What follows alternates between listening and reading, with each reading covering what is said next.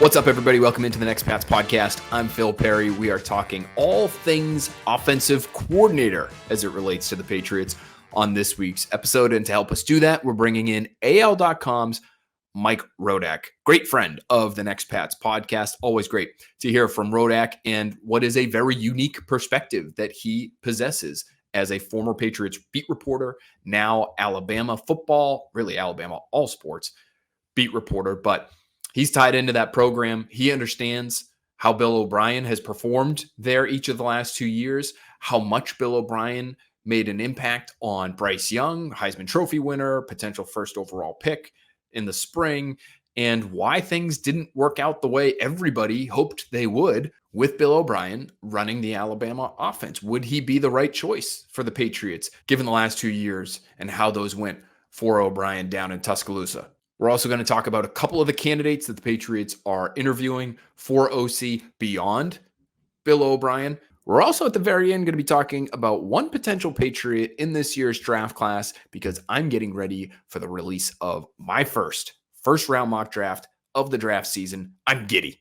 I know you are too. We're getting to that time of year. If you listen to this podcast, generally speaking, you love this time of year. And I think you're going to love this prospect that we talk about. But before we get to all that, let's talk to our guy, Mike Rodak.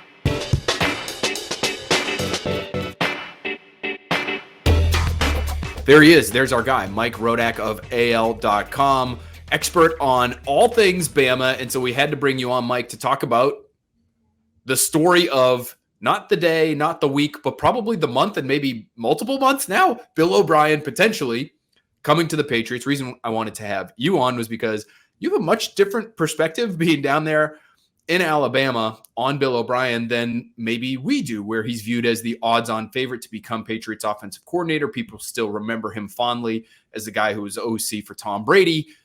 But what are the thoughts on Bill O'Brien currently here in early 2023 down in Alabama? Yeah, I think every radio interview I've done for the last month, that's probably been the first question, is that people are asking what's going to happen with Bill O'Brien in the offseason. And now the offseason's here. People are asking, why hasn't he gone yet?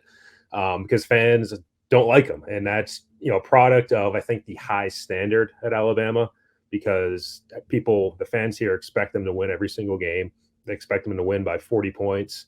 They expect Alabama to score 50 points. And that's kind of how things went for a little while under Nick Saban. And the coordinators at Alabama, those are some of the toughest jobs in America. Fans are never going to blame Nick Saban. He has the rings on his finger.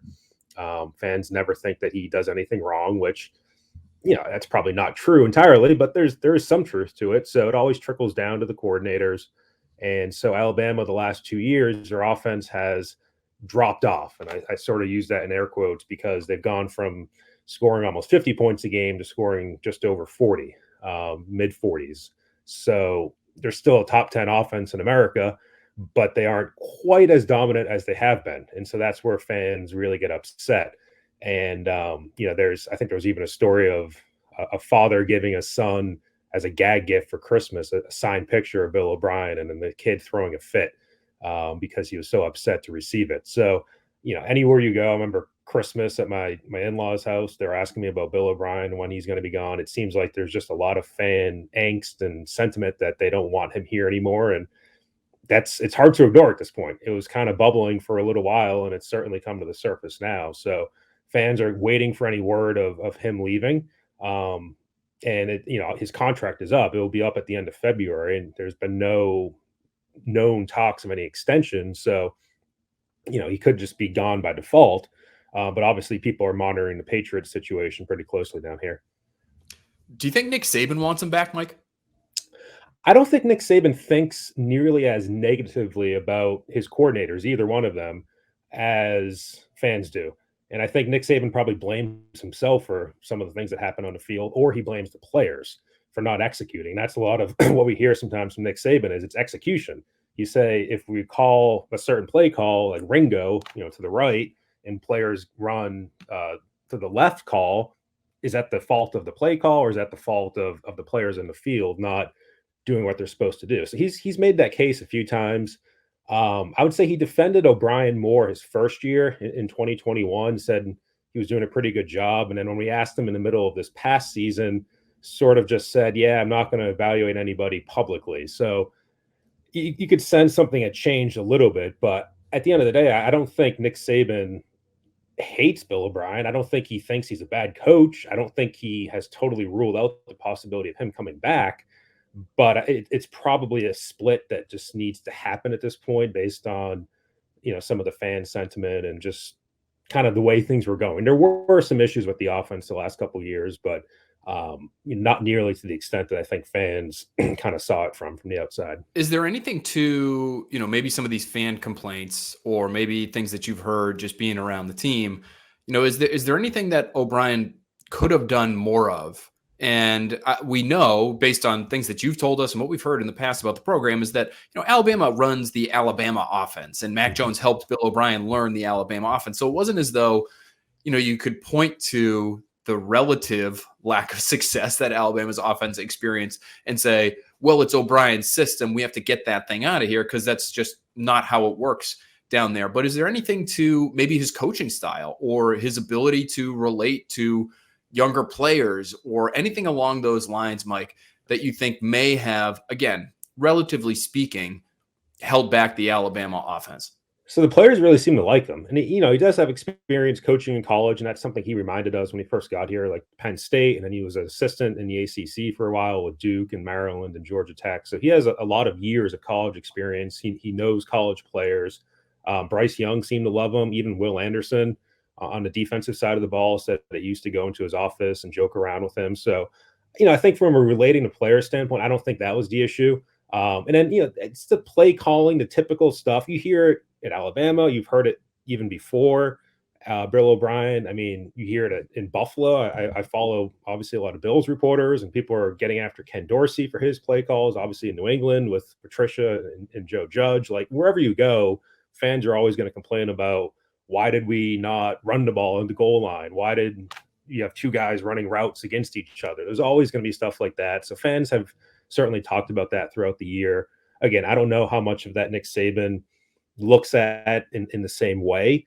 But, there was one moment his first year, 2021, where they were in the spread offense down near the goal line. O'Brien had them, 4 or 5 wide receivers, and Saban didn't like it. He called a timeout.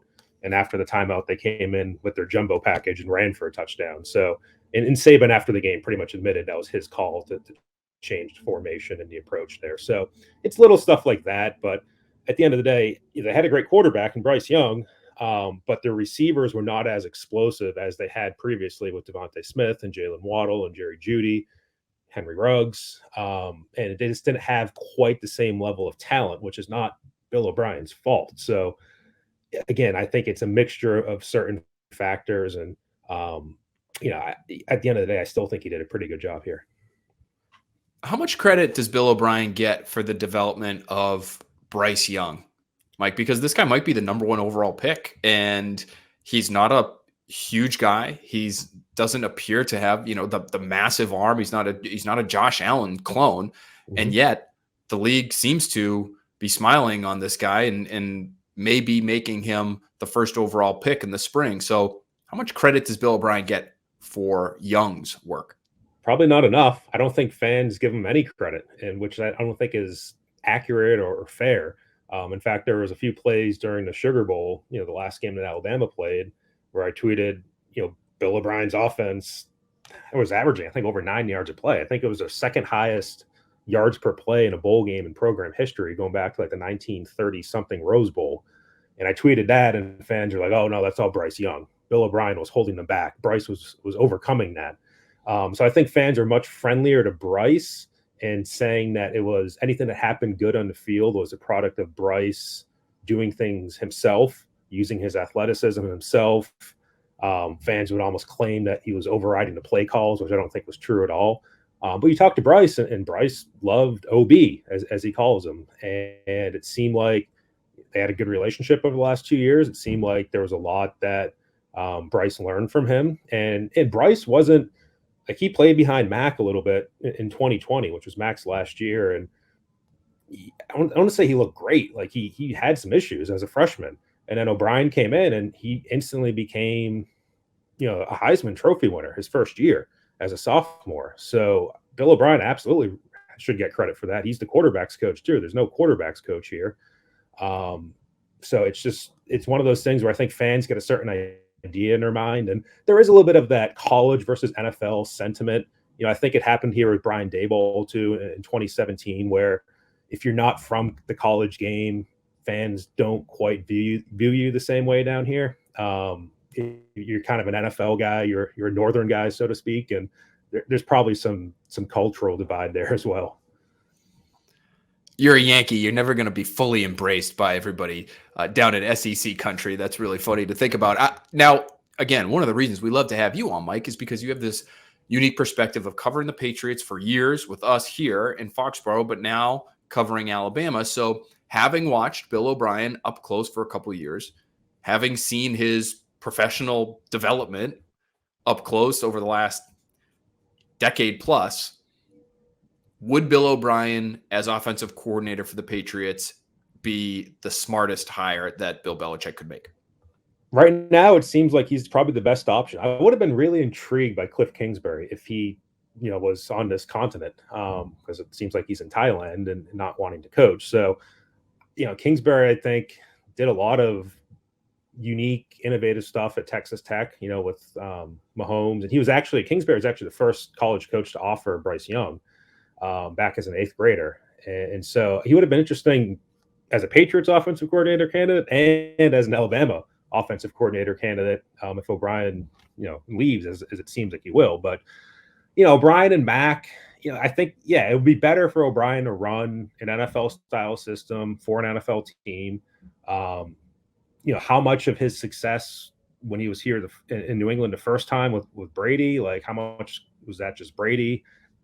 I don't know. It's kind of the same question with Belichick. It's hard to completely split those two things apart. But, I think he would be an improvement from what the Patriots had this season. I think what we saw to Mac as a rookie 2 years ago was probably closer to what I would have expected out of him in the NFL, having covered him at Alabama. But with that said, I don't know if anything it's still a big jump they have to make. And it's a tough division to play in because of the Bills. They don't have that number one wide receiver. They would have to give up a lot to get one. And you look at the teams that are winning this year, and a lot of them sort of have those guys on the outside. And, it's still a personnel question, just like it was at Alabama. If Bill O'Brien had Devontae Smith at Alabama this past season, I think it would have been a different story. If the Patriots have Devontae Smith next year, which they won't, it would be a different story. So it's not just the offensive coordinator. It's not just play calling, but the Patriots do need to make a big jump on offense, or else I think there could be bigger changes after the 2023 season. I have two more names that I want to ask you about before we let you go, Mike. One's a coach, one's a player. We'll stick on the coaching side of things for now, and it's Todd Monken. And I don't know how closely you've been able to cover him, but obviously he's right there at Georgia, Alabama's primary competitor there, and Georgia just absolutely steamrolling people at the end of the season this season. Do you think what Monken has done in the college game is translatable to the NFL? Do you view all the success he's had as being able to make that jump to the next level? Or is Georgia, again, Yankee speaking here, hand up, is Georgia just so talented that it almost doesn't matter who's running the offense? They were going to be putting up 50, 60 points in that last game of the season, no matter what. To some extent, yes, but to some extent, no. And Monken, I believe, comes from an NFL background, too. I think he might have coached for the Browns at one point. I don't know a ton about him. Okay. And so there was, a pro-style offense that they've been running. It's not gimmicky college stuff. I don't think people are giving Stetson Bennett enough credit as a quarterback and what he's done. It's not like he was a Heisman candidate, but it's not like he's a Heisman talent. It's not like he's a Bryce Young back there. Wide receiver, they have some guys, but it's not a bunch of Blitnikoff winners for Georgia. Where their strength is tight end, with Brock Bowers, who's going to be the top tight end in the draft next year. Darnell Washington, who's just gigantic. He's 6'7", 300 pounds almost. Like, that's where their strength is, but it's not an overwhelmingly talented offensive group compared to the rest of the SEC. Like on defense, yes. But Monken, I think, did a really good job of bringing Stetson Bennett along from being a walk-on and then kind of being a guy who was just filling in for JT Daniels to now being a guy who's won 2 national championships. They've had some good running backs too, and James Cook and Zamir White, and the guys they've had this year. But again, I've been really impressed by Monken, and I do think he would work in the NFL, but I don't know, to what extent that's being explored right now. Onto the player portion here, I want to go back to Bama and ask you about Brian Branch, who is one of, I don't know, 3 potential first-round picks coming from the team that you're covering there, Mike. And 2 of those guys, you mentioned one already, Bryce Young and Will Anderson. Like, those guys are probably going to be top 3, top 5 draft picks out of the Patriots' reach. But Brian Branch is a defensive back that we heard a little bit about from Dane Brugler of The Athletic a few weeks ago. But again, understanding Bill Belichick the way you do and his defense, how could he fit in, Mike? And do you see any potential for him playing in the Devin McCourty role? Because we know, and McCourty has admitted it, he might be retiring this offseason, and they don't have a real obvious successor in-house at the moment. So might they dip back into the first round the way they did for McCourty, all those years ago, and get their quarterback of the defense, so to speak, in Brian Branch out of Alabama? Yeah, it'd be interesting because it seems like he's moving up, and he's been a guy who wasn't talked about a ton coming into this season. And then by the end of the year was talked about as a first-round pick, and now you see some mock drafts where he's top 15, which does bring him into the Patriots range at 14. I do think there would be some overlap between him and Kyle Duggar in terms of what their role would be and what Brian Branch did at Alabama. So Alabama has, it's called the star position, which is like the slot position, and then the money, which is their 6th defensive back. And those are both sort of the Adrian Phillips, Kyle Duggar, to some extent, slot cornerback roles where you're closer to the line of scrimmage. That's mostly where Branch played, was close to the line of scrimmage. He was good in run support, but also showed some coverage skills too. They put him on some tight ends. I think he covered Bowers for a decent amount of that Georgia game last season, 2021, and has really impressed teams on tape with his ability to play the slot and then kind of play that close to the line of scrimmage safety. What he didn't do a lot of was play deep safety. And there was a little bit of a delay because he was a junior. He had to make a decision after the Sugar Bowl to enter the draft. He didn't do it with Bryce and Will at the press conference. He actually waited till later that afternoon. I heard some talk that maybe he was thinking about, do I come back one more year and show I can play deep safety? So if he was to replace McCourty, I think that would be more of a projection, him playing a deep part of the field. But I wouldn't want to say he can't do it. And I'm sure Nick Saban would have pretty in-depth opinion to offer Bill Belichick on that. But I could see it. I don't think it's their biggest need. I think certainly offensive tackle would be at the top of the list. But if they think he's the best player at that point, and, obviously there's some issues with Miles Bryant, playing in that spot. It would have to matter. It would have to depend on where exactly they want to put him. But I think there would be some overlap with McCourty and Adrian Phillips, or with Duggar and Adrian Phillips, but maybe he could play that deep safety role. He certainly would be a good piece in that defense, I think. Yeah, it would be really interesting to see if they would just try him there, right? Because McCourty obviously came to the Patriots as a corner, didn't really have that kind of experience as a free safety, certainly not at a incredibly high level of college football. And so that ended up working out great because he was a smart guy and he was athletic enough to do it. And so Branch, if he's sort of this versatile piece in Nick Saban's defense, and you mentioned the star position, that's Belichickian language as well. They have, John Jones was their star for years and years before they had to bump him outside this year. They do tend to at least try occasionally some overlap between those positions. We've seen John Jones play the deep safety. We've seen Miles Bryant back there at times. So maybe they would look at Branch and say, he's athletic enough to do it. He's smart enough to do it. Let's get him back there. So it could be a really interesting marriage if the Patriots go that way in the spring. Mike Rodak from AL.com. Thank you so much for being with us, man. This is always incredibly enlightening when we have you with us. We get that Southern perspective from our guy. So we really appreciate the time, bud. You got it. Thank you.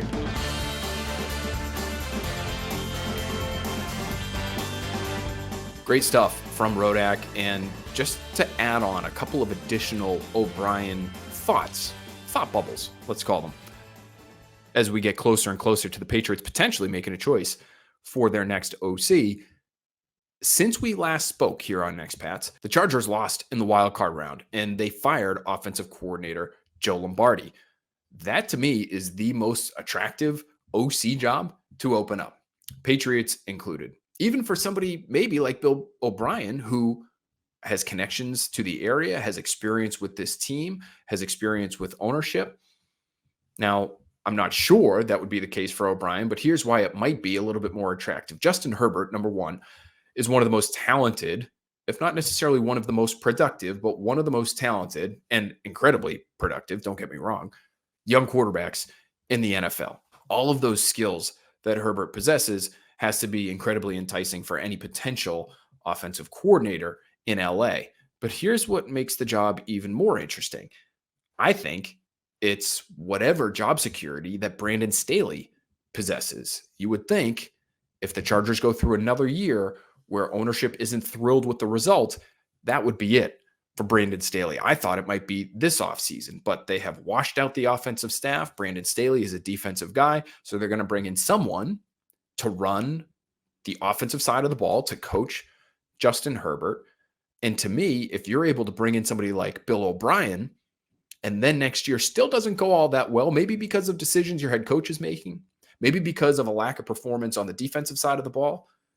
But if the offense goes the way that ownership wants it to go, and the team doesn't end up where ownership wants it, do they oust Brandon Staley and then elevate whoever that offensive coordinator is? If that person, Bill O'Brien or otherwise, has a really good relationship with Justin Herbert and things are going well with Herbert, they're trending in the right direction, when you want to make sure you keep that guy around, when you want to make sure that you give that guy everything he needs to feel like he's in a situation where he wants to stay, Bill O'Brien, I'm sure, eventually would like to be an NFL head coach again. Who knows? Maybe that's this offseason. But if the next best thing for him is being an OC somewhere in the NFL, the Chargers spot makes a lot of sense. Okay, so then where do the Patriots go from there if it can't work out with Bill O'Brien? Again, that's an if.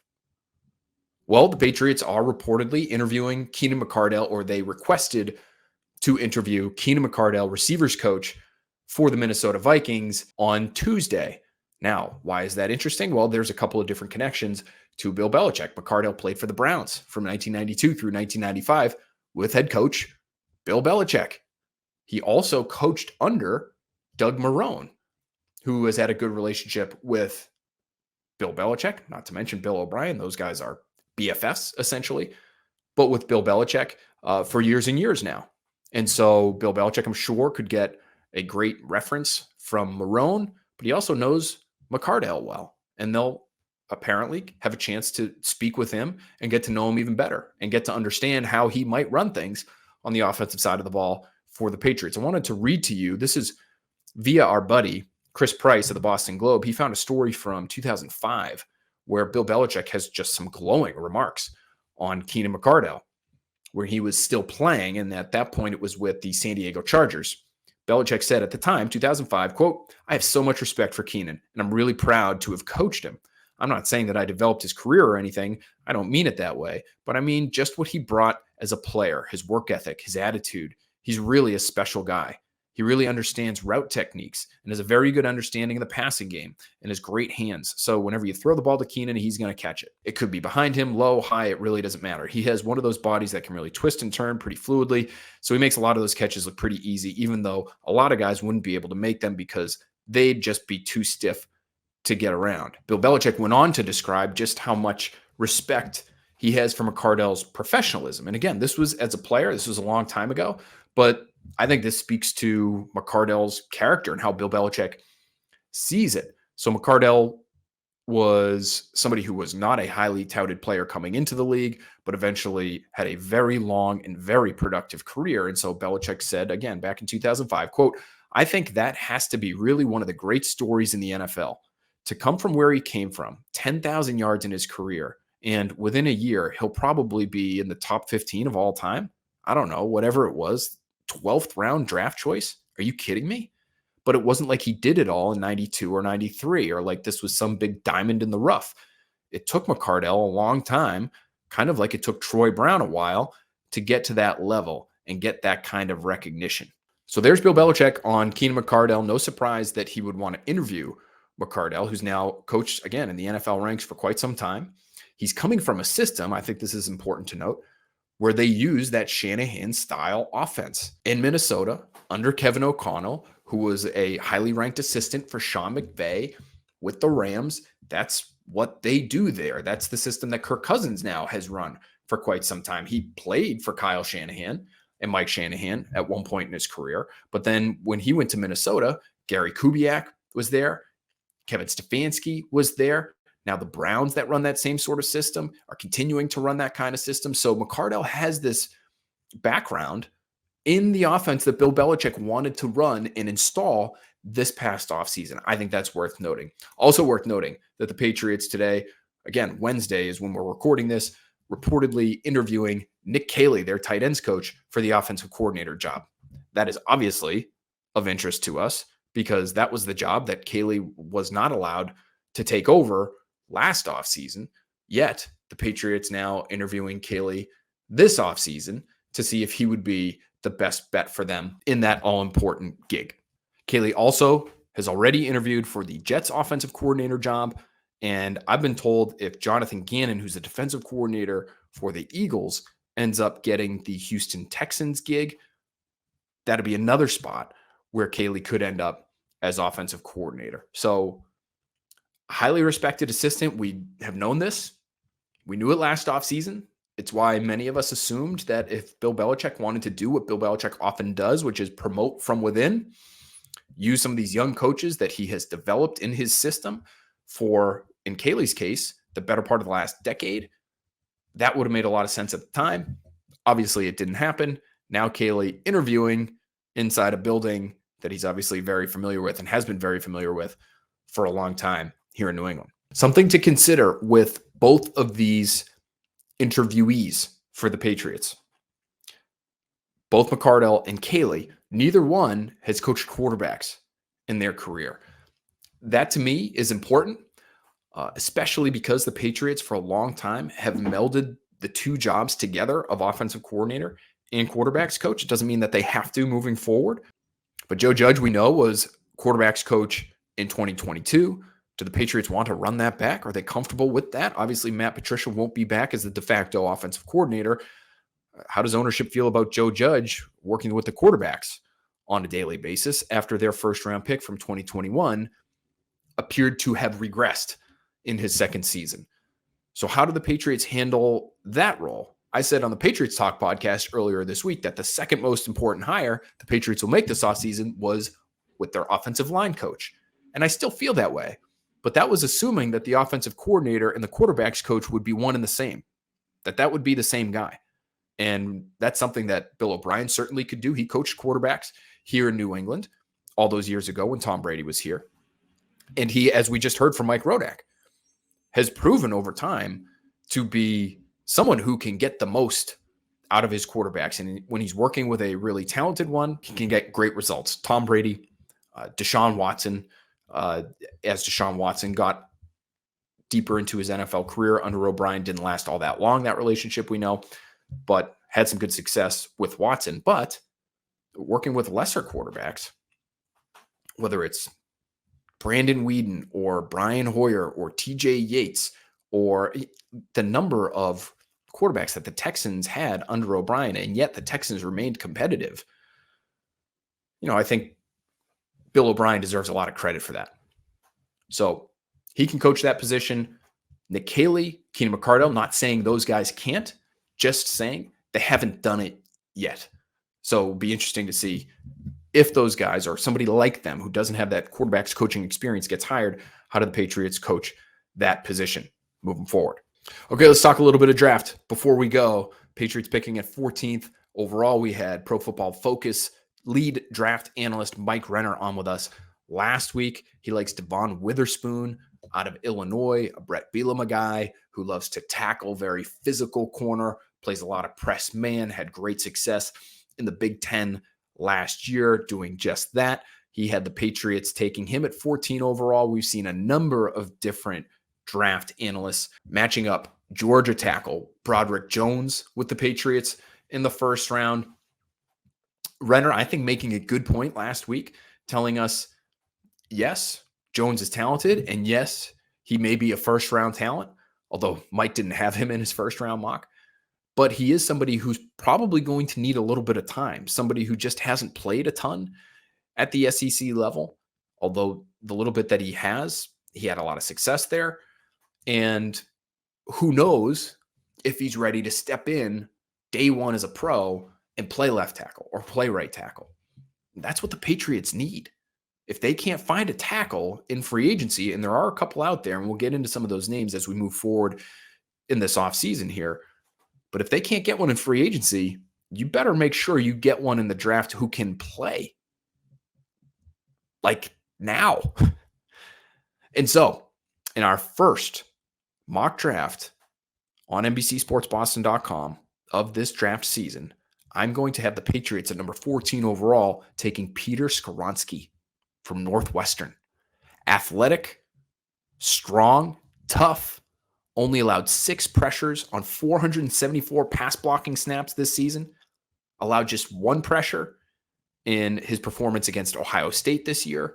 You can go back to last year and watch him locking down guys like Aiden Hutchinson and David Ojabo, 2 of the top pass rushers in last year's draft class in the same game. This is a guy who's performed against a lot of top-end competition, has seen a lot of success, has a lot of experience on the left side. So maybe you'd play him at left tackle. I don't know. Maybe he'd be comfortable moving over to the right side. But you are lucky in that Trent Brown is still under contract.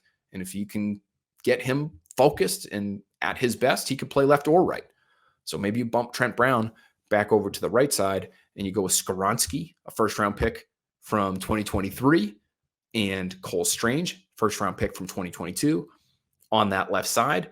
And maybe feel good about your ability to protect Mac Jones and give him what he needs to be able to succeed from the pocket. We'll have much more on Skoronski moving forward, again, on NBCSportsBoston.com in that mock draft. But I did want to leave you with just a couple of quotes from our buddy, friend of the podcast, Dante Scarnecchia, Hall of Fame caliber assistant coach, offensive line guru. Went back and found a story from early 2018 where Scarnecchia talked about what the Patriots are looking for in offensive linemen. He says, we cover 3 things when we look at offensive linemen. They have to be smart, they have to be tough, and they have to be athletic enough. To me, Skoronski checks all 3 of those boxes. You'll notice nothing in that quote about arm length.